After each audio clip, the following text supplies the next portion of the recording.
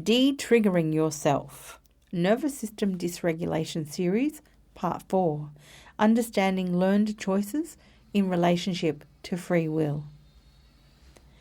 Around the turn of the century, 1990 through to 2010, and now beyond, the word trigger went from being associated with firing guns to a psychological term relating to trauma in common usage. It grew in understanding with use of trigger warnings and safe spaces. Yet it has only become a common term in general usage, often used as a way of highlighting, but then also diminishing trauma reactions, such as, "Stop it, you're triggering me."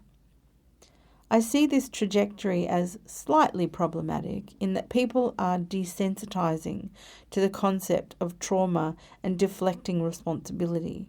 However, it's likely only a midway point.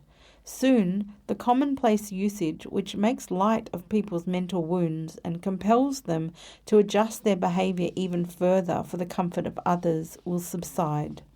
This is just what happens.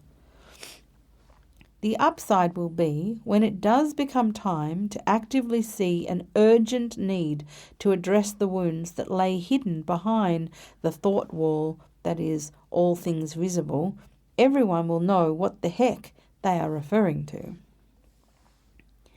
There are people in the world today who are waiting for solutions to their compulsive behaviours and bodily sensations which torment, referred to as triggered compulsions. These people are waiting for the mainstream to catch up with indigenous thought, where understanding of the human system has existed but has been swept under the rug. I was one of those people until I stopped waiting and asked for the way to be shown to me. I followed that way and found myself knocking at the door of indigenous traditions where I found the way forward for myself.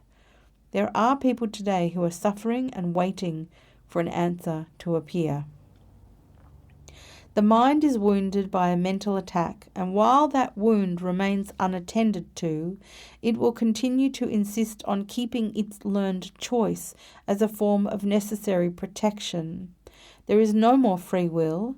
Behaviour becomes triggered compulsions. While writing the previous section, which outlines how the mind is just as self-healing as the body, knowing the terrain of the mind allows us to create the most safe environment for it to allow itself to heal. I wrote the above statement as something to summarize and connect free will to the equation. I realized in that moment I needed to expand on that idea to help readers know the depth of importance this point has. Refer to the previous article in the series for explanation of terminology not outlined here. I still remember the way that my Hawaiian Indigenous teacher and elder, Kumu Lawrence Aki, in the Hawaiian winter of 2010/11, dealt with the free will concept brought to him by the many haole, or white people, who sought him out to learn of his wisdom. He was very obviously frustrated by the words they used around him. He told me several times, with a little tornado in his energy as he spoke, "They say, yes, Kumu, but I still have a choice." And then he would huff and puff a little and tell me his response, which remained the same always. Likely it's still the same today. Yeah, insert sarcasm. "You have a choice, but in the end there's no choice." He said this with two aspects of knowing. The first was what he was taught by his kumu, who still lived down the road in the valley, and the second was from his life experience. He had thoroughly extended his hand into the modern world. He had used his mana, spiritual power, in ways not intended by Akua, Source or the Creator, and he had lived and loved the pleasures, but in the end, all he had earned was a feeling of loss. He lost all which he had become accustomed to, and he was left with what he originally had. His road was hard. He had to learn again the beauty and the magic of what he had already been given before he turned away from it. Kumu Lawrence is a Hawaiian man, but he has lived the modern way and then returned, and slowly and painstakingly found the beauty once again. So when he says, yes, yes, you have a choice, he likely remembers all the egoic choices he'd made use of over so many years of his life. In the end, there is no choice. He knew that eventually you must return to whom you truly are, even if it hurts to do so. In the modern world, where the left brain hemisphere is treated as king, and all things must adhere to being financially productive as the measure of perfection, free will plays a very large part in how the ego makes arrangements for the self and orchestrates the world around it for its own benefit. This includes the attack of other minds. Often people will be compared to animals in this regard, but there is something different between the two. Animals generally only move into a kind of violence because they need to sustain themselves. When animals such as chimpanzees are witnessed to be violent for no good reason, we align them more to humans. Why do humans justify attacks they make? Might it be a learned choice? When the mind is wounded by a mental attack, and that wound remains, it will hold fast to it as a needed method of protection from more attacks of the same kind. It is only a human mind which can create a mental attack. If I were a wounded ego in isolation, I would hold fast to my sword to protect myself. I also likely would not take into account the rationality of the situation before attacking as a form of defense. The wounded ego is always going to attack first and later ask for forgiveness. This is now so common, we all expect this.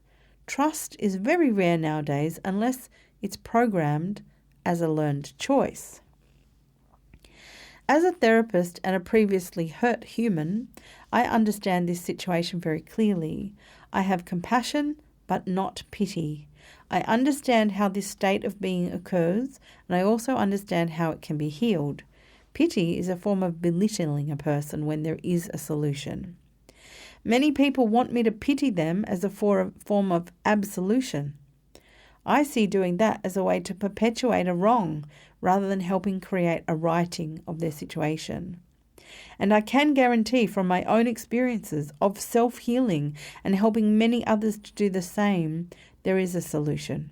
However, before you take on the solution, you'll have to understand the true implications of the system you are living inside of and create a desire for the new, which is larger than the ego's desire to remain the same. When you were first attacked, your mind saw everything, felt everything, and decided you are not to suffer those sensations again, ever. When your body's senses feed back to the brain those same indicators which were present in the environment which caused the hurtful wounding, you will be given instant instruction to act in a way that will stop it, all of it, immediately. These instructions are not sent to your mind, only to your body systems, nervous and hormonal. You will obey the instructions. You can then observe them in action if you focus on them. You will perceive everything through the identity of the victim, and as such be given the ultimate permission to behave in ways which otherwise would not be acceptable. Your situation, this anticipated re-wounding, is justification enough. In this state of being, you will make true the statement, hurt people hurt people. And in addition, your mind will institute a form of forgetting so you don't have easy awareness. This is to discourage the wanting to change the very effective learned choice you have installed in your mind. It is possible to refocus in an untriggered state. This is where you can do your reconnaissance. The above is evidence of you having created a learned choice. Here is where I bring home the most important point for the modern mind. Free will, in this situation, has flown directly out of the window, seemingly never to be seen again. You only believe you have free will in moments of learned choice being triggered. You have given your free will away. This is what Kumu Lawrence was thinking about when he said, in the end, there is no choice. You see, this is just how the system of the mind and body work. He was a master orchestrator. He could have people do things which he knew would trigger other people just so he could see what they were made of. He was a master at unseen trickery. The second time I visited him, I lived down in the valley for a few weeks before attending a course up in a house with an entire group, and I heard him say, Joanna came back to learn how to orchestrate. How wrong he was. I wasn't there to learn how to orchestrate as he does. I was there to learn how to not be orchestrated by a human mind.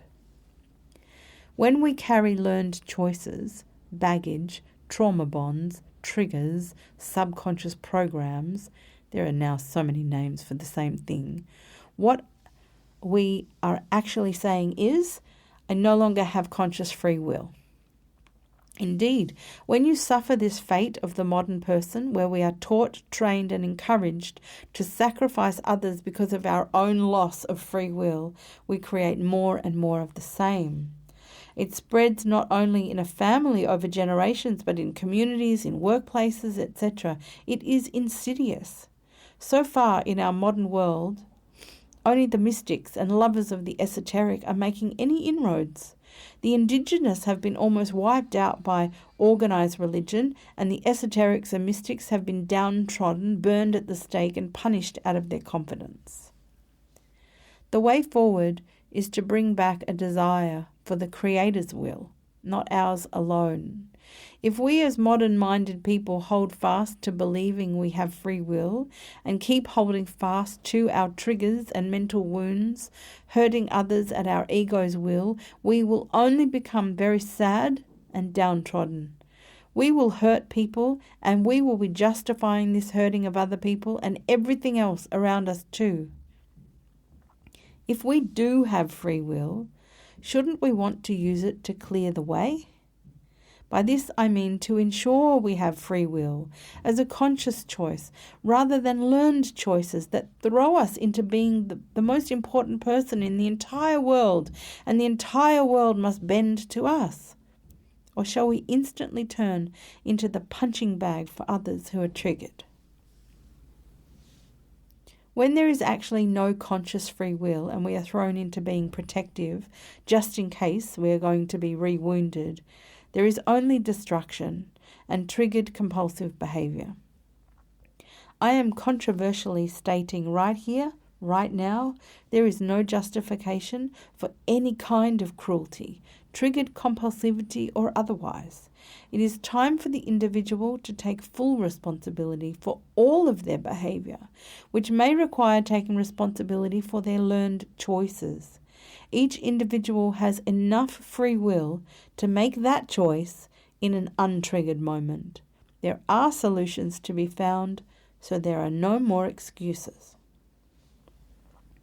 I'm confident in making this statement because of my personal history of having been a wounded person, becoming a person who has no triggered compulsivity and has taken back the entirety of my free will.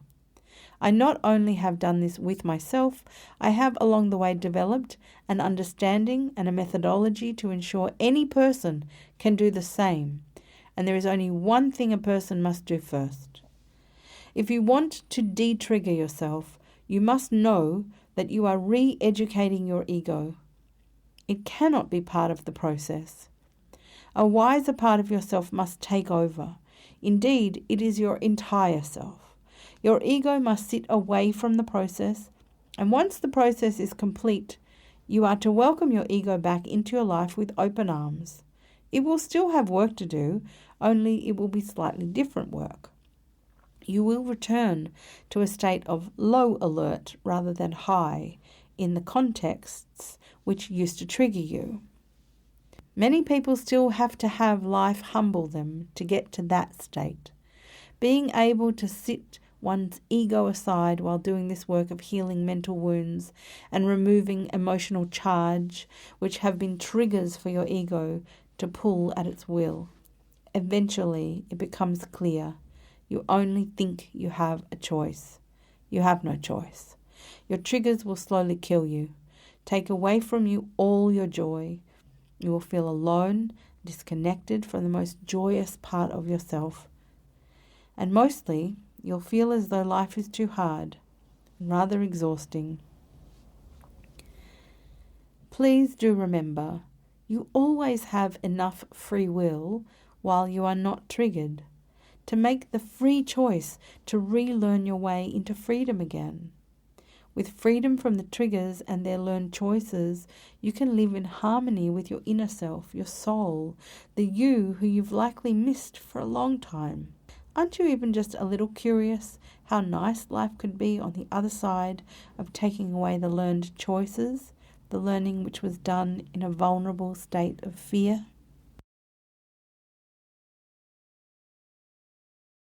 Hi, I'm Joanna Ruth from Tarot with JoannaRuth.Online.